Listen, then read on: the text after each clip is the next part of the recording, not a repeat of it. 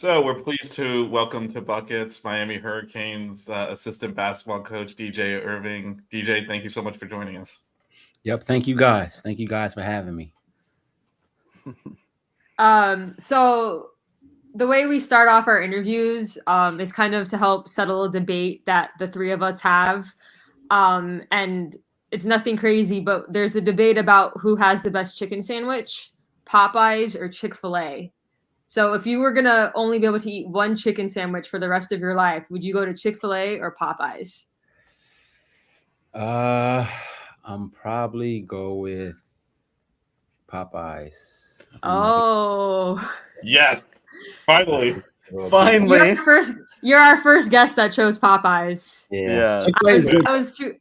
I was 2 for 2. I got Julian and Duran, but all right, we'll have to add you. We'll have to add you to our list. that only winners on that side. Yeah. I'm a Chick-fil-A fan, but Popeyes. If I had to choose one, I think I'm gonna go with Popeyes. That's the correct answer. So you're 1 for 1 on answers so far. So DJ, I kind of wanted to talk to you about pre-Miami. I want to go back. You know, you were a hooper yourself. Played at Boston University. One of my favorite college players, actually. I don't know if you know him. He was a little after you, was Javante McCoy. Yep. Had some solid years for Boston. But I want to know specifically about you. What kind of player was DJ Irving? I was a combo guard. So my first 2 years, I was primary point guard. My first year, we went to the tournament. We won our conference tournament, and we ended up going to the NCAA tournament. My second year we were 500. And then my junior and senior year, we got a top 100 point guard, Maurice Watson, who ended up going to Creighton. So he became the primary point guard, and I kind of moved off the ball. But I was a scorer, shifty guard. I had a pretty good handle. My first couple of years, I was just all speed. I would get the outlet, and I would just try to beat everybody down the court and try to lay the ball up. But as I got older, my skill set developed a little bit, and I became a pretty good scorer. I could shoot pretty well, and just a competitor overall. I was very competitive. I would try to win every single drill possible in practice, whether it's sprints, knockout, whatever we were doing. I would try to win. That's awesome. So you probably still get into it with the guys then now, right? When you guys are doing drills and stuff. Yeah. So I practice pretty much every day. Like I'm on the court, like practicing. So we get after it a lot. So can you compare your play style to someone on the team right now? How you played? Someone on the team. Or someone that's been on the team recently. I would say probably the closest player would probably be Charlie Moore. Oh yeah. Okay. Good stuff. He had more like he was a better passer than I was, but I was not too far from behind. But hey, you passed it to the hoop, right? Yeah. Exactly. So can you talk about why you decided to come coach at Miami? You obviously were successful at the AAU level and had a playing career as well. So what was it about Miami that made you want to kind of shift a little bit and go the college route? So I always had aspirations to be a college coach. I played professional basketball in Spain for a couple years. And then when I came home and I decided I was hanging up my sneakers for good, I went back to coach. One of my good friends and college teammate was a head coach at Roman Catholic High School in Philadelphia. So I coached with him for a few years. I was also coaching in the AAU circuit.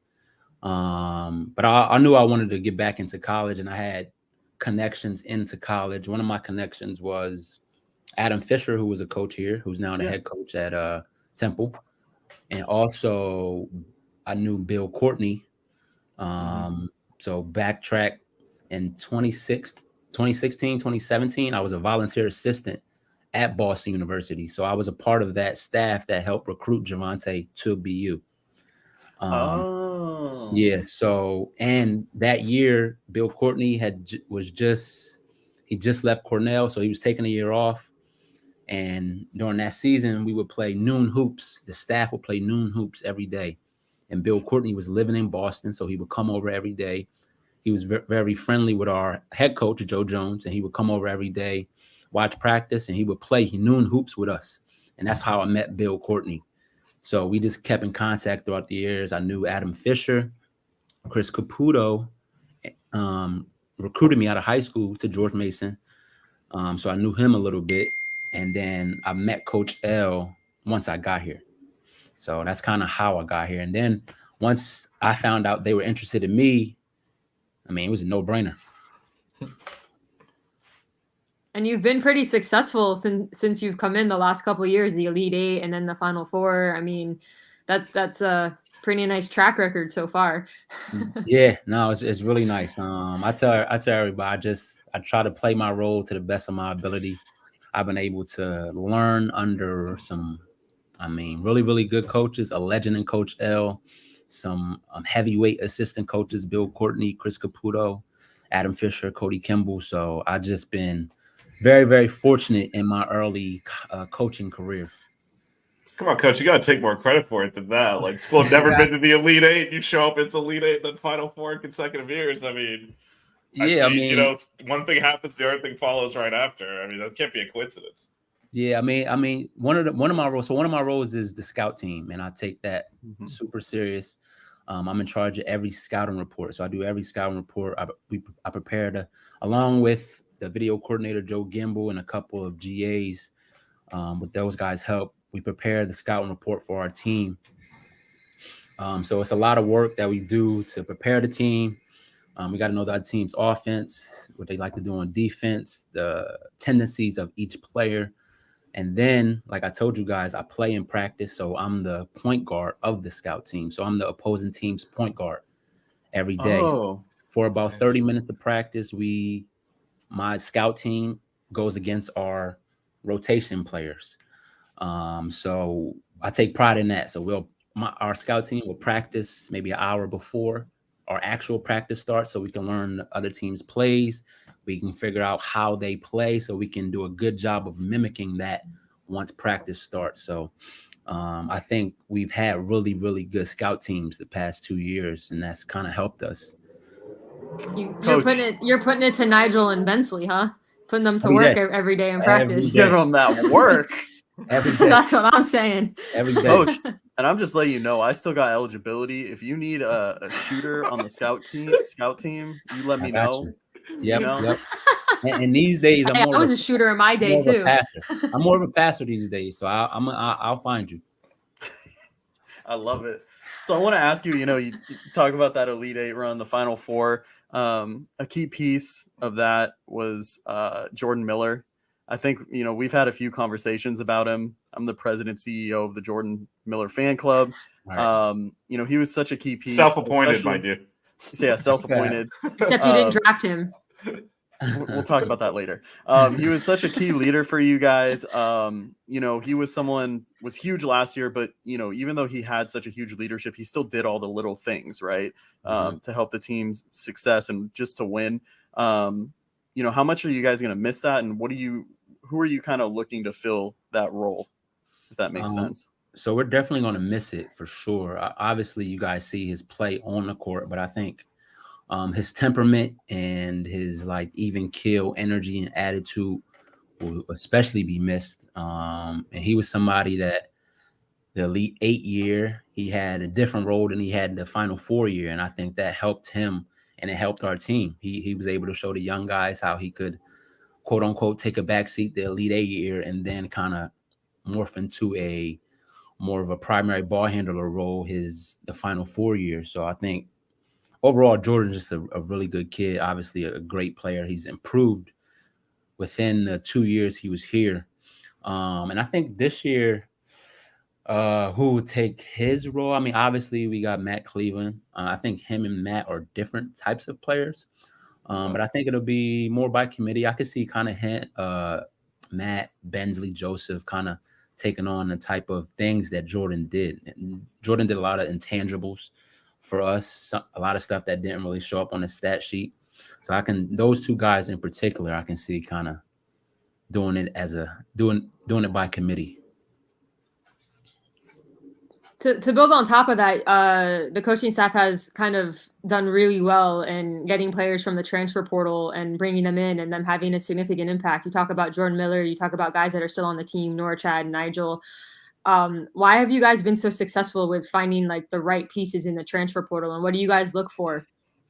So we're just very selective. We don't just take anyone. Do a really good job of doing our research before we kind of go all in on a guy. Obviously, they have to fit with our play style, but also, again, the 2 years that I've been here, we've had really, really good kids. Just not even talking about basketball, just like good human beings.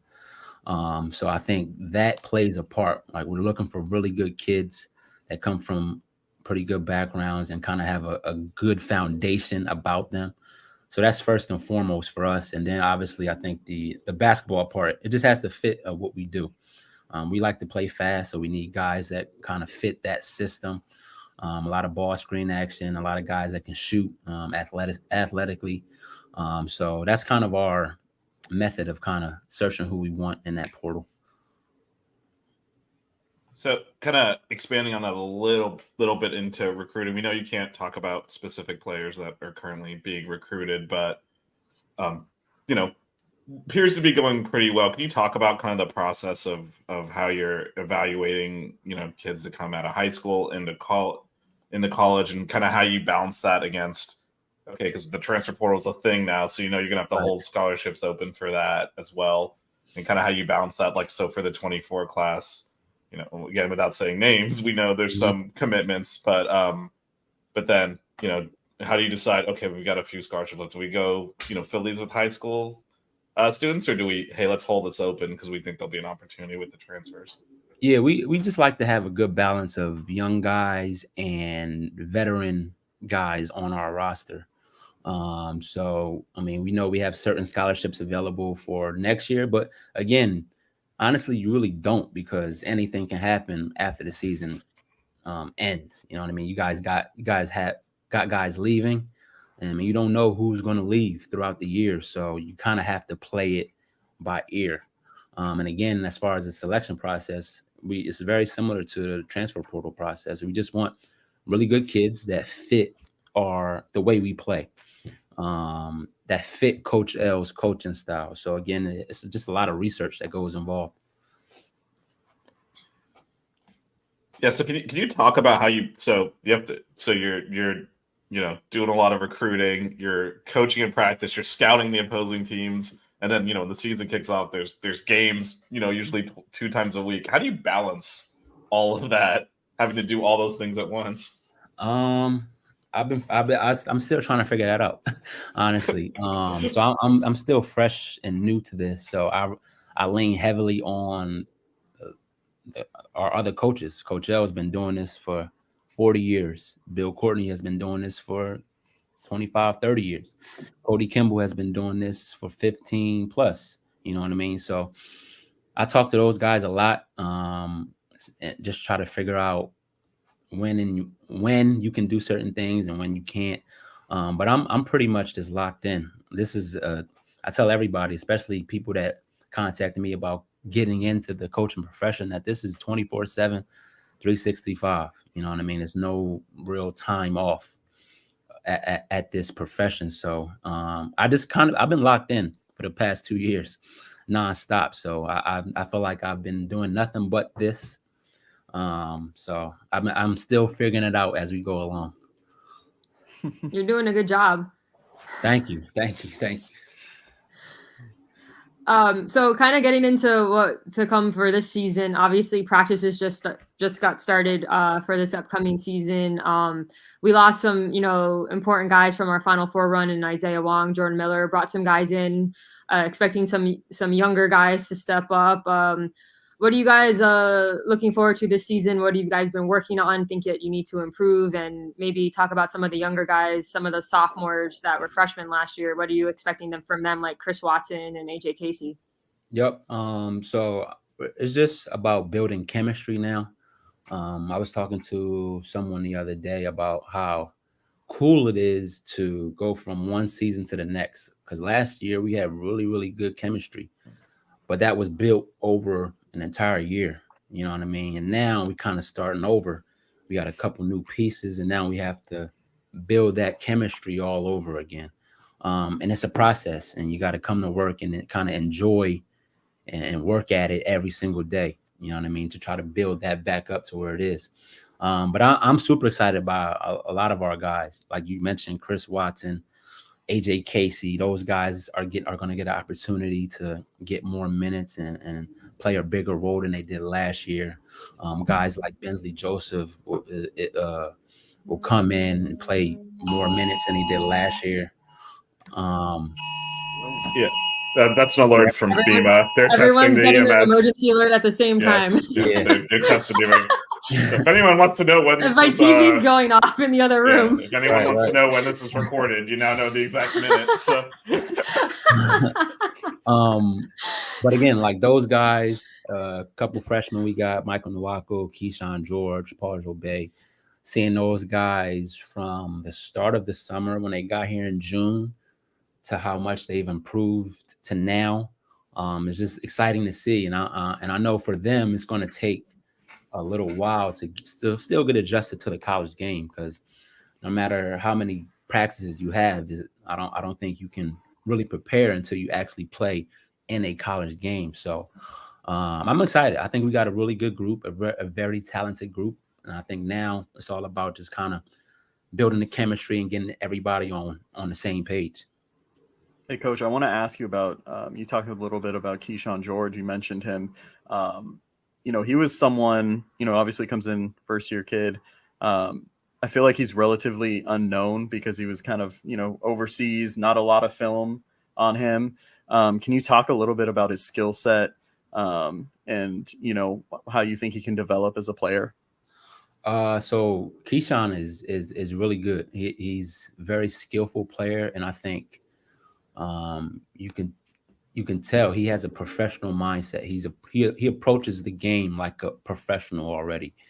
And it's funny because when he came on his visit, he was 6'5", 6'6", maybe.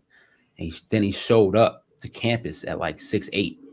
So he's handling the basketball. He can play 1, 2, or 3. And he's improved. He's gotten stronger. I think he's put on 10 plus pounds since he's been here. So again, it's an adjustment from playing in Europe to the States. So he's still getting adjusted to that. But the sky's the limit for him. I think he's going to be a really, really good player for us this year, but even going forward. If you're getting picked up full court by Bensley Joseph every day, you got no choice but to get better.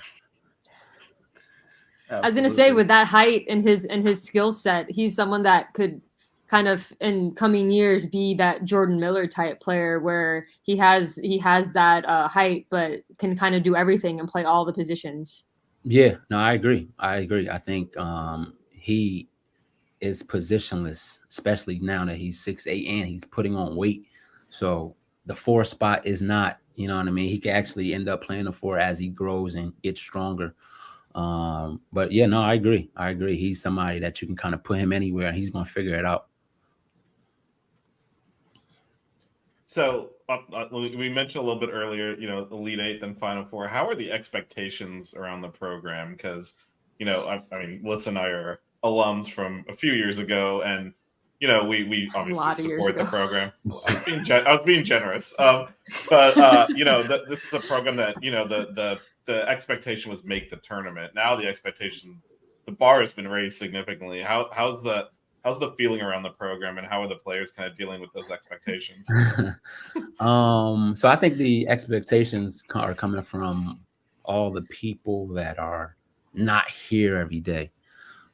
Coach L does a great job of keeping these guys focused on the task at hand, and that's just to improve every single day. We go to practice to try to improve every single day.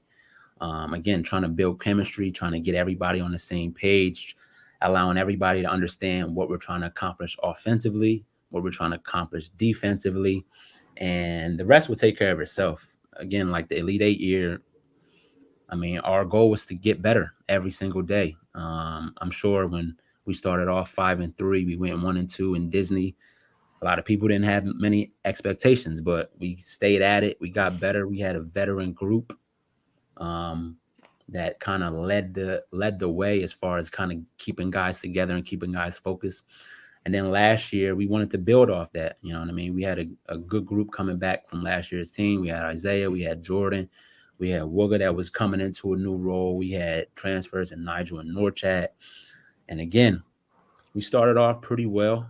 Last season, we had a couple bumps in the road in the middle that could have made us go. I think January we were 4-4 after starting maybe 10-3 or something like that. And going 4-4 in January, we could have went the other direction, but we were able to come out of that and kind of get back on track. And that's a testament to obviously Coach L, but also our veteran leadership in Jordan and Isaiah. And I think this year it's the same blueprint, right? Like our goal is to get it better every single day. We got veteran guys now. Norchat and Nigel have been in this program for a year now. Wooga and Bensley are actually the guys that have the most experience under Coach L. And I don't know, you guys probably know this. They're probably, for 2 years stretch, they're probably the winningest players in program history, I would assume, right? Wooga and Bensley. Yeah. Oh, So, yeah. I mean, for sure. Yeah, if you're going especially in the tournament. Yeah.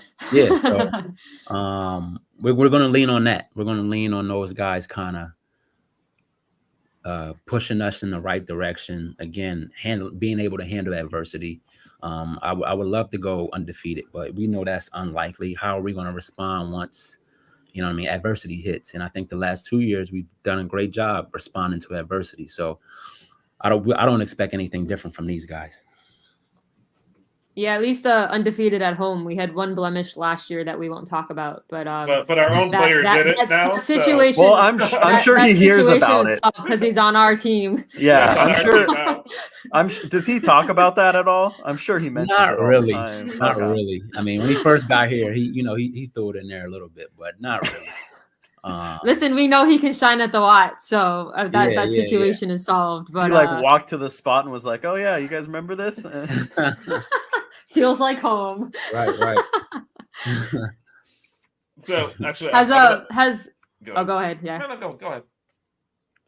I was gonna go a little off topic real quick, and I wanted to know if you've learned any dance moves from Coach L, or if you've taught him some things. Nah. So I've definitely learned from watching him. Coach L got a lot of rhythm. He got a lot of swag too. Coach L's from New York, so I'm not surprised by that. But I'm not really a dancer myself, so I don't have anything to teach him. The players actually do a good job teaching him all the newer dance moves. No, I like that old school stuff. I still have that gif of him dancing from after we made the Sweet 16 with all the 2013 guys in the locker room, the Muhammad Ali dance. Yep. It's my favorite. So how much does that like kind of the way he's obviously very serious, but also can be playful? How much does that allow the team to relax? Because so I was at the Drake game in Albany. And, with about 8 minutes or so left in that game, didn't feel like we were in a good place there. And then how's the team maintain, their just we got to because they got to focus on executing. Like, how does Coach O create that atmosphere? I think he's really good at what he does. I call him a wizard because I've been around basketball my whole life, and I've never seen a coach like him.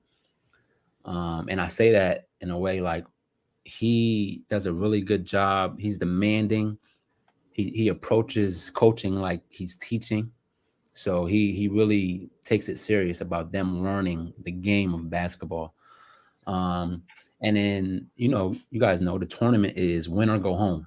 So for 18 to 22, 23-year-old kids, that's you're going to feel pressure. You're going to feel like, oh man, like, especially like you said, during a Drake game, we're down, a couple minutes left. Guys like Jordan Miller, this is his last opportunity at college basketball. So coach does a really good job of keeping things loose, you know what I mean, in pressure moments.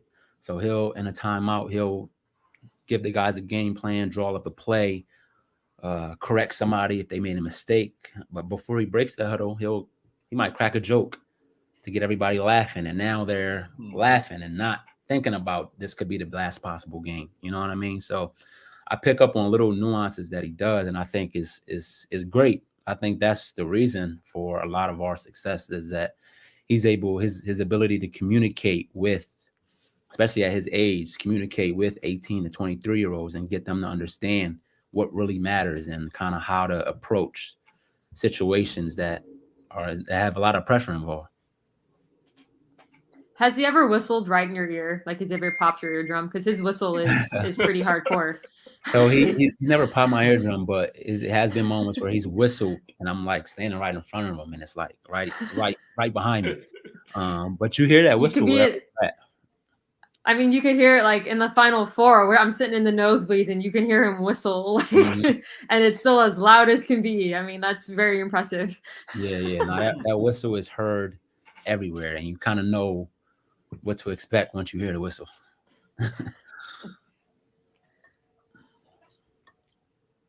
So, Coach, I want to ask, you mentioned Wooga a few questions ago. I want to talk a little bit about him because, Coach L had mentioned in the presser that, he was someone that, he expects him to make another jump this season.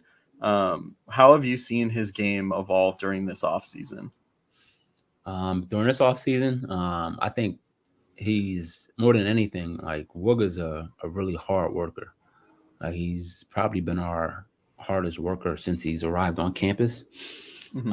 And I think for him, it's just all about he's maturing a lot now over the summer. He really took a jump as far as maturity and professionalism. And I think that is translating to his game. The game is slowing down for him and he's kind of figuring out his reads. He has the ball in his hands more than he did the last couple years. So he's learning how to come off a ball screen and make a read. He's understanding how to get to his spots. And he's just become a student of the game. I don't know if you guys know, but he's still fairly new to basketball.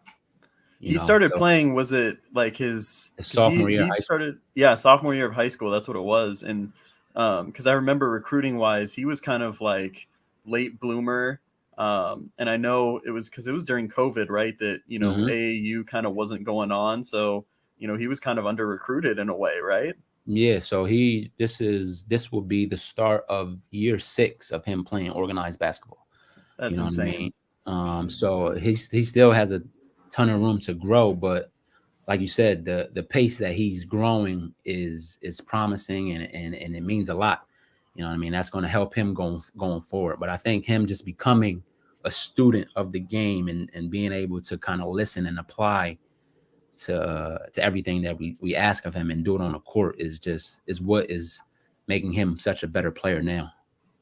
Yeah, his leap from freshman to sophomore year was insane. So I can only imagine what the leap's going to be from sophomore to junior year. I mean, He showed us so much last year, and like you said, there's so much more to go. I mean, he could be one of the all-time greats when he leaves the school. No, I agree. I totally agree. I think, again, I think his ability to shoot the basketball, his athletic ability, and now his ability to handle the basketball and be a playmaker is going to set him apart from the rest. Okay, so maybe to wrap up here, one last question. So we're about a month out from the start of the season. What is the one thing we need to accomplish as a team before the start of the season? The one thing we need to accomplish before the first game? Yeah, like if you could pick one thing and like, all right, that's done. What would it be? He's already got a list in his head of multiple things. Oh, I know he's got which one thing? Yeah, there's like 500 things, but there's always stuff to improve. But one thing. Yeah. There's a lot we can improve on, but I think the biggest thing for us, I think, if we can really, really do a great job of sharing the basketball, because we have a lot of guys that can score, like a lot of guys. I'm talking about 1 through 9, 10 that can really put the ball in the basket.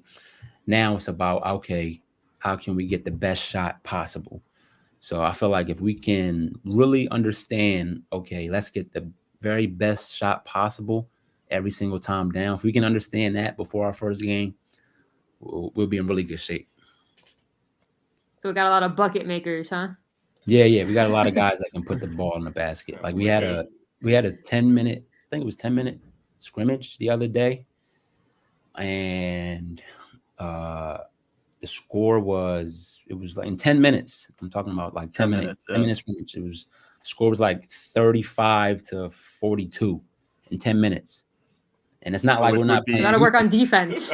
No. But we're there, but we got guys that can really make shots. So you times that by 4, and that's a pretty. I don't know. I saw that video. I saw that video on Twitter of Nigel making like 16 threes in a row during the drill. So I mean, he's gonna shoot everybody out the gym. Yeah. So we got a lot of guys that can do that. So I think that's the biggest thing. Our guys understanding. All right, let's get the very best shot possible, because any 1 through 5, Norchad as well can come down and just shoot a 3, and they can make it.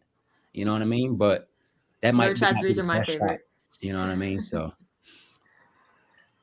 the home crowd goes crazy when Norchad loads up for a 3 at the beginning of some of those games. That's yeah, I know, right? He loves that too. He loves that. Well, you know what though, too, for a guy that's that big, muscular and stuff, he has such a soft like release. Mm-hmm. You know, so it's gonna translate eventually, right? Like, yeah. He's getting better at it. He's getting better at it. He's getting more confident in it. So I wouldn't be surprised if he takes. I don't know how many threes he took last year, but I'm sure he will take more this year. Well, you see him taking them like in warm-ups and knocking a lot of them down. So he's got that game there. So. Yeah, there was a few games at the end of the season that our first possession, he was at the top of the key and took that 3, and he made quite a few of them. Yeah, he did. He did. And I think he put a lot of work in this summer on that in particular. And I think now it's just about confidence, doing it in a game setting, so he can just feel confident every time he steps on the floor. I want to see him have a better percentage than Nigel. All right, let's I don't know. Let's not be unfair to him. That's like telling Nigel's got to grab more boards than. Yeah, if you can't tell, Melissa's favorite player is Norchad. My favorite position is a stretch 4. So if Norchad can start making 3s, that's like the ultimate. That's the best combination. Right. Norchad is Mr. Miami. His ability to speak Spanish in a Spanish-speaking town makes him Mr. Miami, and the fact of what he does on the floor, obviously. But people here love him. Yeah, for sure. All right. Well, thank you so much, Coach, for joining us on the show. Good luck in the next month and with the season, and you're welcome back, of course, anytime you want. Thank you, guys. I appreciate you. Like I said, I'm a fan of the show, so keep doing what you guys are doing. Again, I get excited when I see you guys got an episode, so keep it up. We appreciate you so much. Thank you for watching us and coming on. Thank you. Thanks.